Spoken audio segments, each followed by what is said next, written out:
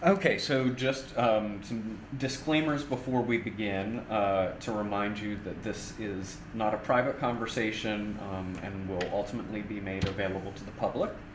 Um, we hope very much that this is an enjoyable experience for all of us. So if at any point we get into a line of questioning that you're uncomfortable with, just let me know. If you need to take a break at any point, just say so. Um, my role in the interview is to talk as little as possible, and so I'll be actively listening and occasionally jotting some notes down, but that's my role. Um, and as you well know, and we were just discussing off camera, you have done 4 interviews already for the Georgia Women's Movement Oral History Project back in 2006 through 2008. So a mere 10 years ago. exactly. So any listeners or readers of this transcript should also refer to those interviews for additional information about your life and activism. So today is Thursday, June 16th, 2016. My name is Andy Reisinger, and I'm interviewing Nan Orrock here in the Department of Special Collections and Archives at Georgia State University as part of the Great Speckled Bird Oral History Project. And before beginning, if I can just get your verbal consent that you're aware that this is being recorded. Yes, I'm looking at the camera over your shoulder. I'm quite aware that we are on record and being recorded. Perfect. So to start at the very beginning, if you can describe a little bit about when and where you were born. I was born in 1943 in a little town, Abingdon, Virginia, about 13 miles from the Tennessee line in southwest Virginia, southern Appalachian, a part of the South. And the exact date of your birth? November 8th, 1943. And your family's background, particularly their connections with the South.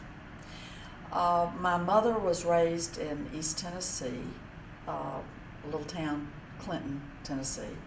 One of her uncles actually owned the farm by the river that Alex Haley later bought and became a center there in East Tennessee, and I think that Marion Wright Edelman's organization bought it as a retreat center after Alex Haley passed away. But long, deep roots in East Tennessee. And my father was born in Dawson County in North Georgia, and the family, pretty much penniless, left there when he was 6. He was born like 1914, and they left there when they lost the farm, as I understand it, in 1917 possibly. And ultimately my father was raised in South Georgia, in rural South Georgia, Mitchell County, Sale City, and outside of Sale City, and was one of 13 children, and was the first to go to college. And my grandfather, George Washington Grogan, was actually a sharecropper at that point. He was cropping on the share. He was, as I said, they pretty much penniless when they left North Georgia. And his brother, Andrew Jackson Grogan, left North Georgia to settle in Cumming, Forsyth County. And my grandfather settled with his big family in deep South Georgia. So that was my dad's upbringing. And then he went to the University of Georgia and worked his way through with a Rotary scholarship, and became a forester. Went to the forestry school there. And he met my mother when they were U.S. Forestry Service assigned them to the Norris Dam build-out of the TVA project. My mother was there, had her 2-year associate degree by then from Sullins College, and she was the secretary to the project director, this big federal infrastructure project of building that dam. And so they met there. They were young people in their 20s, both working on a big FDR federally funded project. And I always say that's why I'm here. It's because FDR decided to electrify the South, and then the Tennessee Valley Authority presided over building that dam. Mm-hmm. And so they were married in Clinton in 1939, December 39, I believe. And you were born then? Yeah, my brother 4 was the years. firstborn, and I was the secondborn in '43. And by then, the dam was completed, and we were living in Abington, Virginia. Dad was working there, assigned. National Forest is near there, so he was working as a forest ranger when I was born. And I was one of 5, and ultimately, from 5th grade on, was raised in Stanton, Virginia, in the Shenandoah Valley. And can you identify your parents by name and also your siblings in birth order? This is a memory test. Helen Moore. That's my mother's maiden name is Moore. Helen Ruth Moore Grogan. And as I said, born in Clinton, Tennessee. Frank Moore and Stella Moore were her parents. And my father, Harold Lewis Grogan, and his father was George Washington Grogan. I believe he went by George W. Grogan most of the time. And his mother was Arizona Goss Grogan. She died in childbirth. And then his stepmother was Missouri.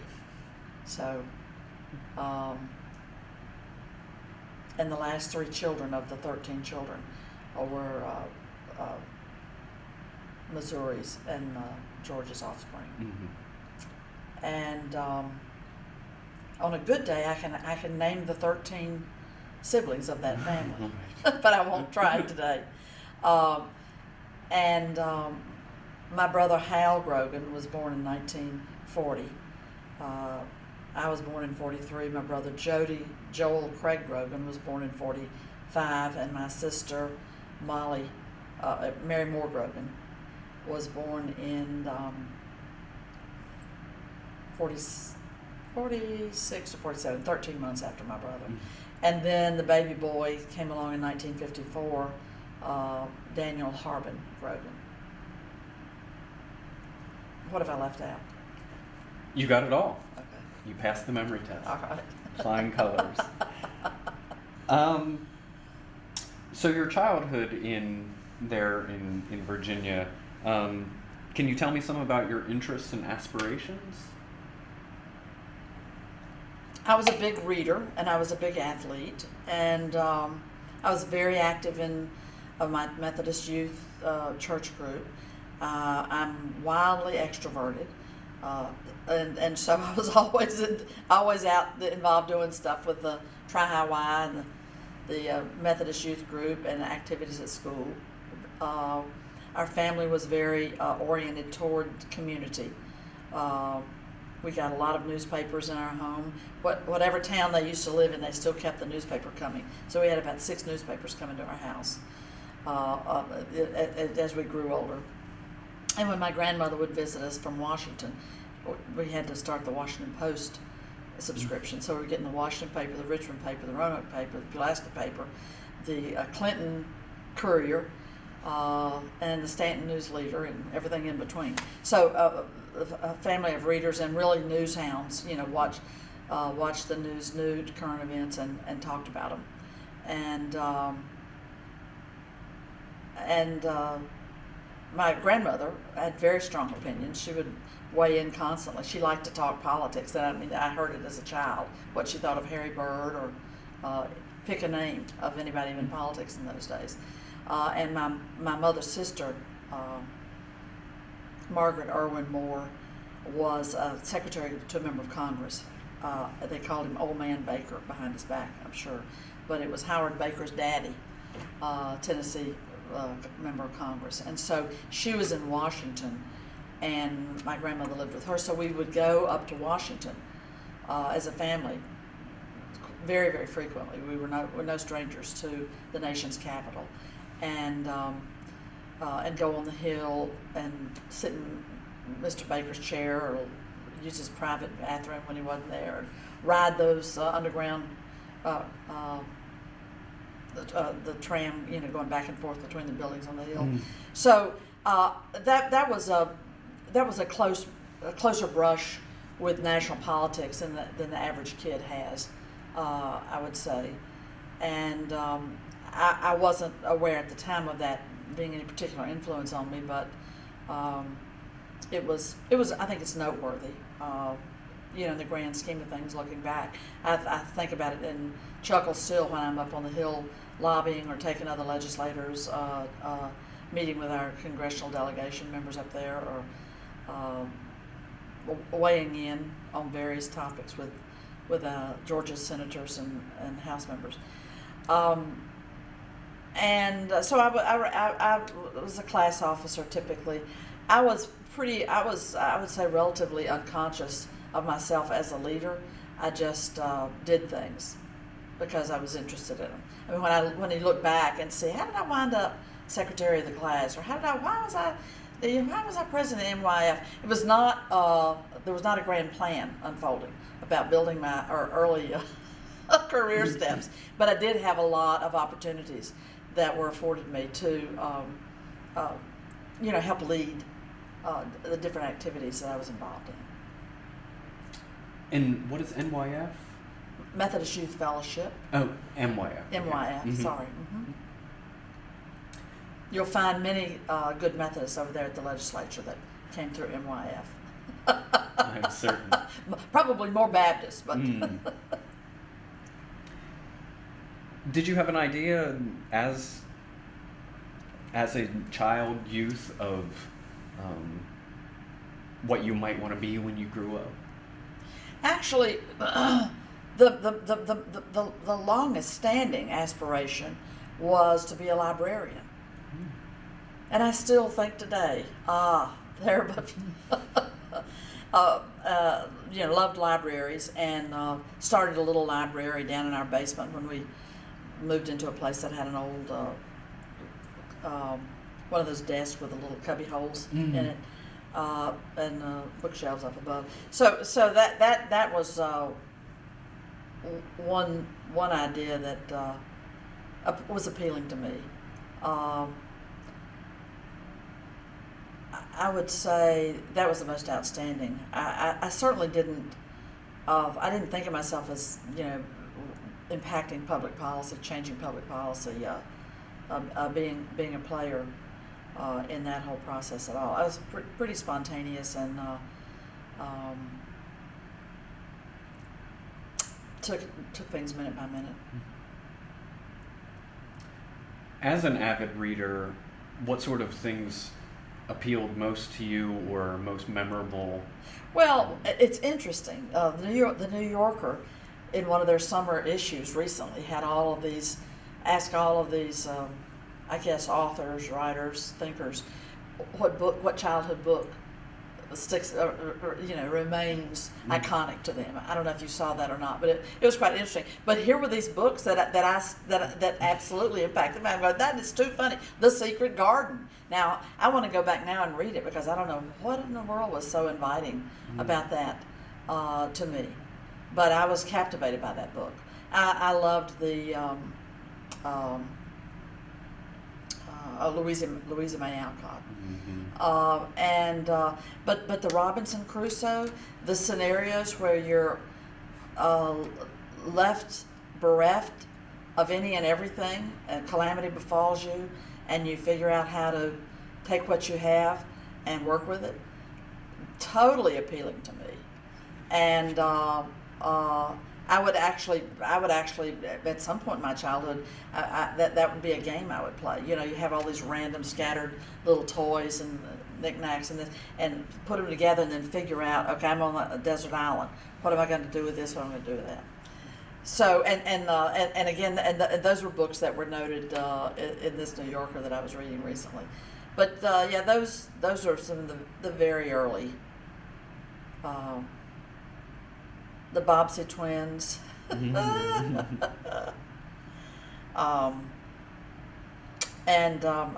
started liking science fiction in high school, and then I totally have no interest in it now. But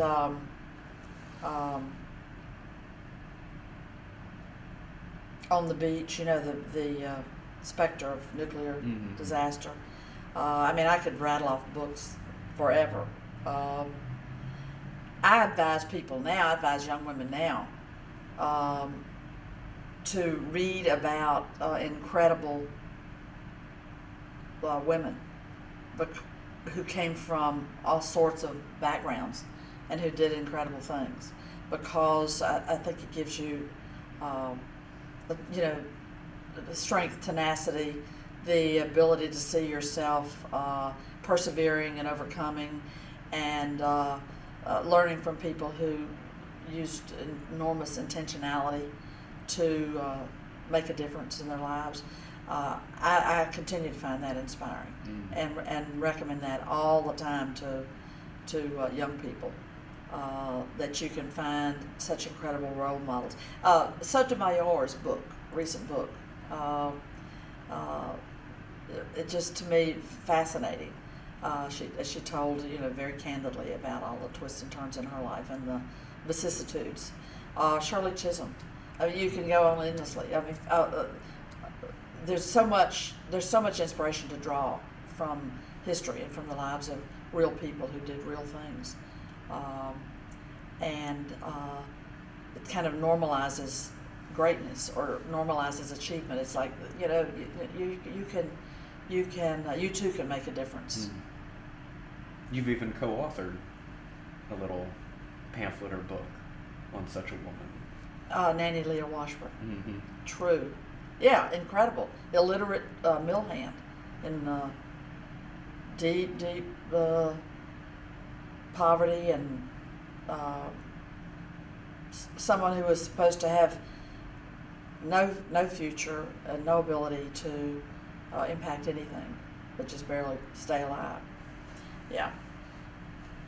Very inspiring.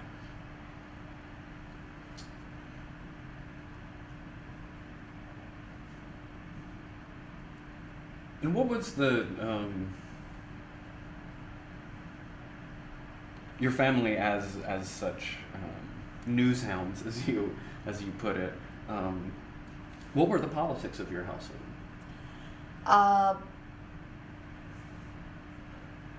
Democrats. I mean, surprise, surprise. Welcome to the Southland. Yeah, and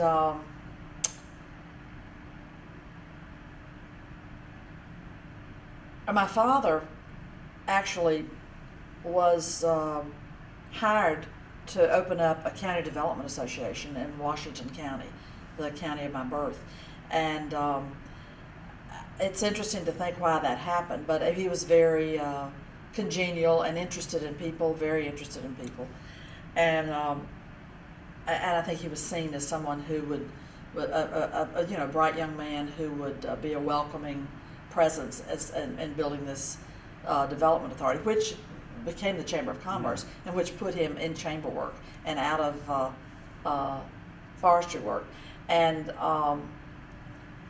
so as such, is the DuPont plant coming to Stanton? Is ASR moving down here? American Safety Razor is from Brooklyn, which they did.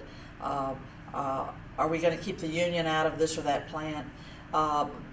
Those were things that he was involved with in his work life in our relatively small town. I guess we were 40,000, a town of 40,000 then. I don't know, 30,000. But affairs of the day and matters impacting the community were commonplace discussions, around the table at night. And my parents were friends with kind of people that had a lot more money than we did. But because of my father's working with the business community, they had good friends through the church and through the community, and so that I would say that was a hallmark of the family, was just the norm is that you're out here and you're involved in things. You're going to meetings, you're going to circle, you're going to church events, you're going to this, you're going to that, you're going to the concerts in the park. A very social, connected family with the larger community. My parents were not overt racist. We would never be allowed to use racial epithets or and they were good-hearted people whose instinct were to, you help people, you treat people like people, very, very, very good. We were not taught any sorts of. We didn't grow up in a household that modeled, biased behavior and that sort of thing. And I don't know how common or uncommon that was, but they did. My parents did look down on people who had ugly attitudes towards other people. They didn't like bias. And actually, I learned much later that my mother really looked at Jewish people as a they instead of a we. I found that out when I started dating a Jewish guy in college. But that wasn't anything that wasn't a message that we got from them coming up. But in other words, I'm saying they were certainly far from perfect. They were not out leading the pack on tearing down barriers of race and religion. But they were, on the other hand, they were not haters or mean people at all. And they were, as I said, Democrats, and everybody was in the South then, with a rare exception. What about the racial politics of your larger community and the school that you? Well, it's interesting. You went through? It's interesting. That part of Virginia, when you move that far north in the southern states, there was not a plantation history there. It was not the Delta. It was not the Black Belt South. It was not Eastern Virginia, where you had 80% black populations in places like Nansemond County. It was not tobacco country. It was Augusta County, sheep, cattle, farming, agriculture, but very low African American population and small community. And the first time I ever attended a school with an African American was my senior year of college at Mary Washington College. It's the first time that there was a black member of the student body at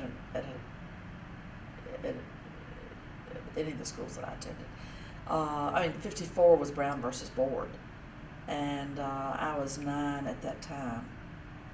And the lack of any speed in the South, the resistance, actual integration came slowly creeping, not in a rush. I'll tell you, my mother's from Clinton, and there was an incident, and I imagine it had to be around 54, somewhere in the first half of the 50s, but the schoolhouse there was bombed, and it was known nationwide at the time, and it was I think that guy's name was Casper, but there was an agitator, a racist sort of. I just can't piece together all the history. I should go back and look it up. But there was a nationwide drive among school children to contribute pennies to rebuild that school in Clinton, Tennessee. But it was the result of a bombing rooted in our racial animus. And my parents decried that. And of course, that was my mother's hometown, so there was, it's where we visited our grandmother and our grandfather. But there were huge things going on, like the Rosenberg case, the couple that was executed, and I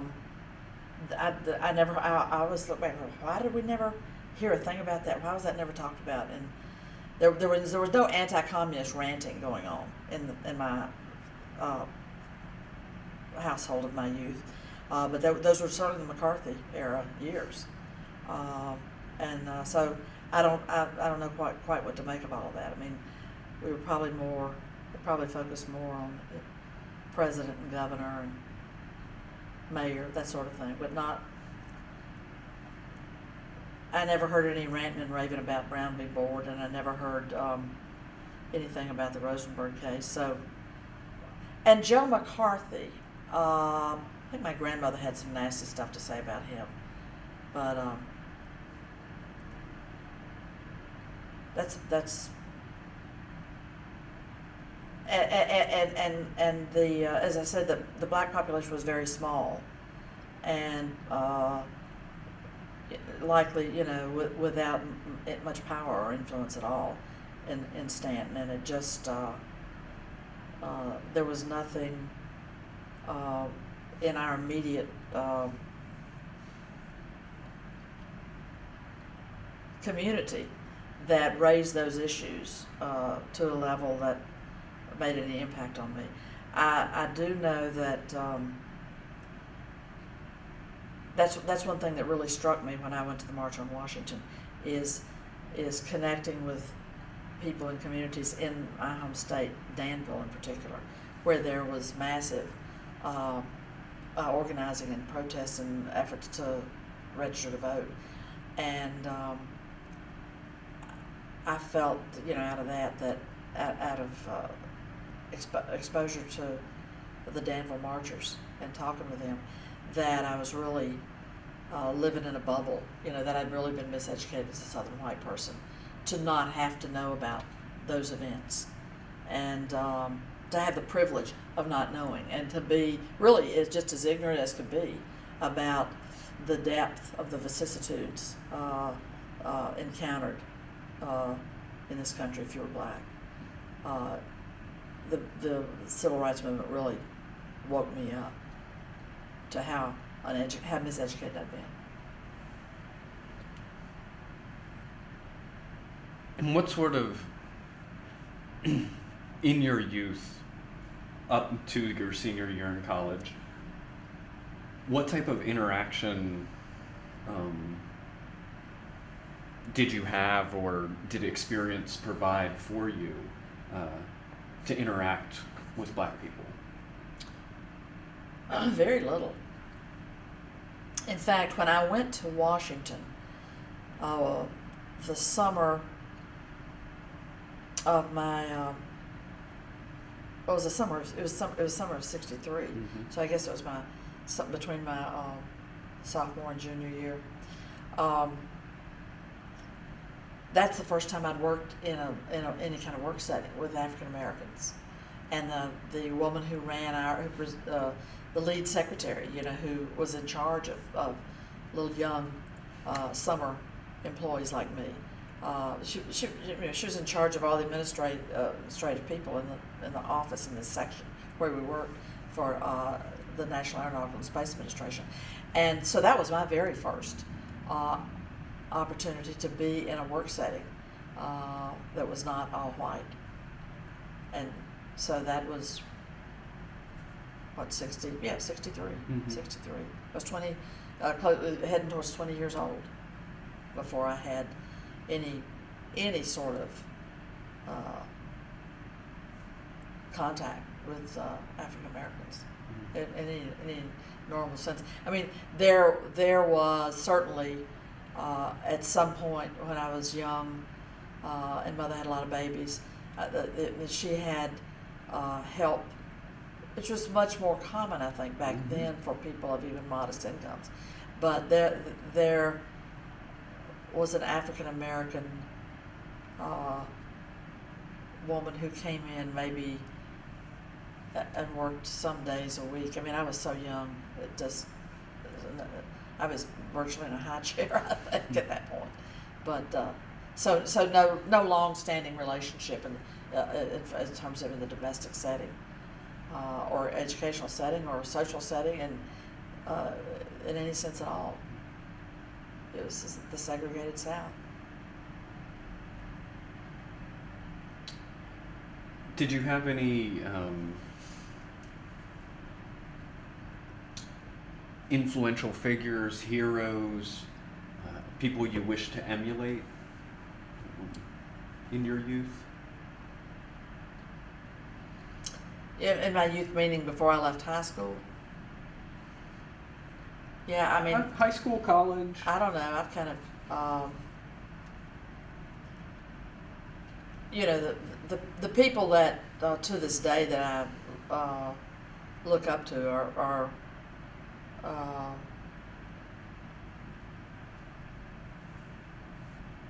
Fannie Lou Hamer is an incredible example of courage and tenacity. And I really, there was not a huge role model person for me that I was very interested in the Kennedys. That's the first time that I was able to vote, was when Kennedy was elected. So I was following that national storyline around the Kennedys, but nothing about that's my role model. Mm-hmm. But just quite frankly, when you look back, the Camelot, the nation was pretty captivated. Mm-hmm. So I was watching the debates and that sort of stuff by then. But no,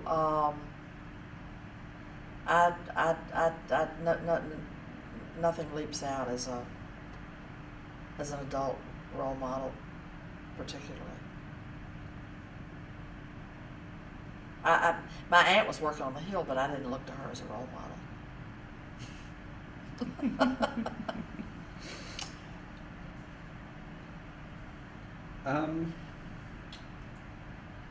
So tell me about your political coming of age. Well, my politics were really shaped by the civil rights movement, and that was the crucible for me that kind of reoriented my worldview. And I had typically always had a sentiment of rooting for the underdog and identifying with underdogs, and but I did not have a very developed world outlook around this huge battle, as I now see it, of the ongoing battle to make the Constitution real, to fully build out democracy in America, and to continue to work to expand the vision of inclusivity and everybody at the table, and full protection, equal protection under the law for all. And I certainly did not have the view that I have now of women and the battle for women's equality. I gained that through being involved in the civil rights movement, and having the opportunity to be working alongside people who brought a lot of intentionality to that question of not only fighting for racial minorities to be fully equal, and fighting against the prejudice and bias and structural barriers, but then the next step was understanding that women were treated as held second-class status as well, and of course with distinctions and differentiations between white women and women of color, but that so summer of '63, working in Washington, working in that setting with the department. I met my first self-identified white liberal, a Harvard lawyer who ran our section in which I worked, and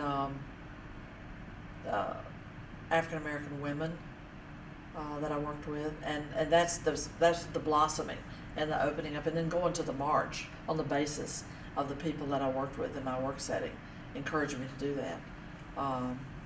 And what I saw that day and learned just set me on a path of that gave me my fully developed, world outlook. I have to leave in 15 minutes. Okay. And that just because of an appointment that I couldn't change. Right. But I can, I don't know, I don't know what your vision is of how long.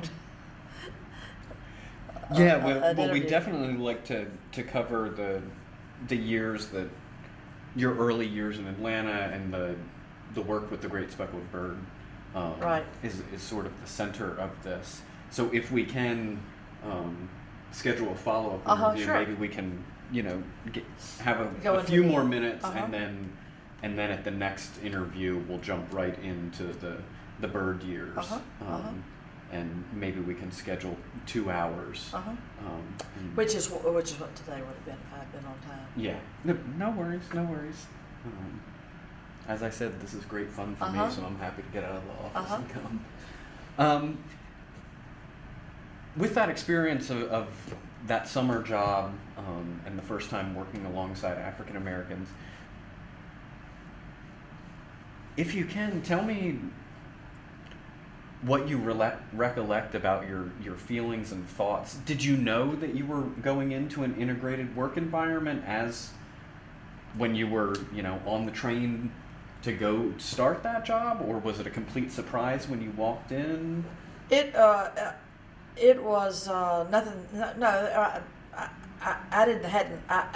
Looking back now, I don't recall having any thoughts about it one way or the other. I was just going to work in Washington, and I had that I didn't have a minute's hesitation. That this is the person that tells you what to do. This is the authority in your work life, and I don't recall any withholds or consternation at all on my part. No, there absolutely wasn't. It was not. It was. It's interesting. It was not. And it was just a non-issue. And I think that when I think back about how I was encouraged to go to the march, people told me, "Oh, you would like this. You should come to this. You don't want to miss this. Our whole church is going. You should definitely come." And what I see when I look back on that is that I'd obviously been in relationship with coworkers and the people who supervised me that they had a read on me, that I was an open-minded person, that I was open to experience, and that I was not that there wasn't a barrier between us that was rooted in any kind of racial concern that I had. I just didn't have any. It's an interesting question, but as a thought back on it, particularly it's the 50th anniversary, and we talked about it a lot. We're with people a lot, celebrating these various 50-year milestones. It hit me that, that was a high compliment that people that I worked with on the basis of 2 or 3 months together in the workplace saw me as someone that they would feel comfortable suggesting, inviting, and urging me to come to this incredible event. And and I had to slip out of the house. The whole atmosphere that you heard on the radio every morning in my aunt's apartment. I was staying with her, and you'd hear it on the news every morning about this build up, this march, all the questions about it. And now when you go back and you peel back the history and you read anything at all about it, Washington was in lockdown. The military bases around the city were all on a high alert. They emptied out the hospitals and the jails, and relocated people other places because they were in a mode of high alert that this city may be taken over by rioting Negroes, and God knows what's going to happen. And so there was this massive amount of tension and attention on this March on Washington coming into town. And I was totally unfazed by that. When I looked back, no, I'm going to this. I was, and I heard all that. You heard all that on the radio every morning, getting ready for work. So I just made up my mind to get out of the apartment that day. And the federal government was closed down, as people may or may not remember that. But yes, federal government was closed down. So my excuse to get out of the house that day was that I had a date, and it was the most nonsensical thing because some guy who came by the apartment that delivered the laundry man. They used to come pick up your laundry at the door. Mm-hmm. These are old times. It's a long time ago. Used to bring your milk to the door and pick up your and deliver your laundry back to you. And so some young, good-looking guy who was delivering the laundry, picking up the laundry from my aunt's apartment, I said that's who I was going out with because I had to make up something. At any rate, I got out of the house and got myself to the march. But it was a life-changing experience. It was this massive glacier of people moving down the avenue. And then I realized at some point, there are these TV cameras. What if my parents saw me on TV? Ugh, they wouldn't be feeling too good about this. And also I was deceiving my aunt. I had not told her. So, but I was overwhelmed with the experience of the day and hearing the speeches. But equally, if not more impactful, was the personal interactions that I had with people, talking and meeting people and hearing people's stories and seeing this vast sweep of people from all over the nation, and then particularly the people coming from these southern strongholds of police state racism, and being struck by the fact that I was actually in the presence of the kind of bravery and courage that you read about in books, but so seldom have the opportunity to be a part of in the flesh. And it's just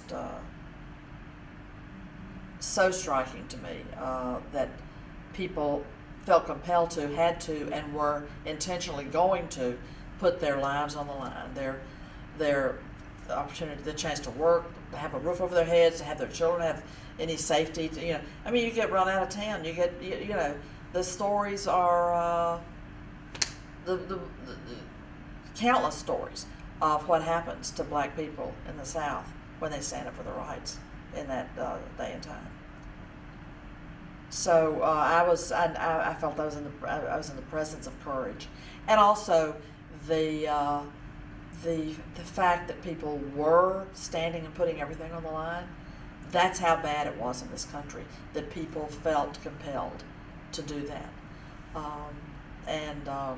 it just drilled into me the profound nature of this racist society and what it was doing to the lives of real people. It was just, and I resolved that day. I know where I stand. I'm getting in this movement.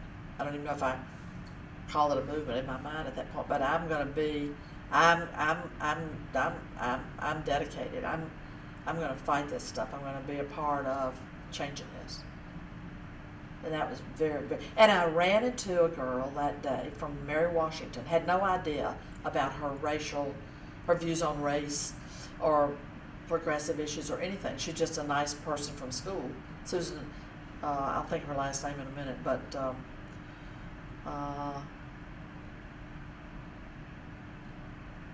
she told me that day, I can imagine this massive crowd, I saw her, and it's when we had already finished marching, we were under the trees, and the speeches, and she said to me, you should join the Race Relations Committee when you come back to school. And I didn't even know there was one, but that's what I did. So I left that experience absolutely, but with a compelling sense that I wanted to take action, be involved, be a part of it, make a contribution, help change things. And that's pretty innate in me somehow ever since then. Yeah. Well, we'll stop here for Okay, now. good. So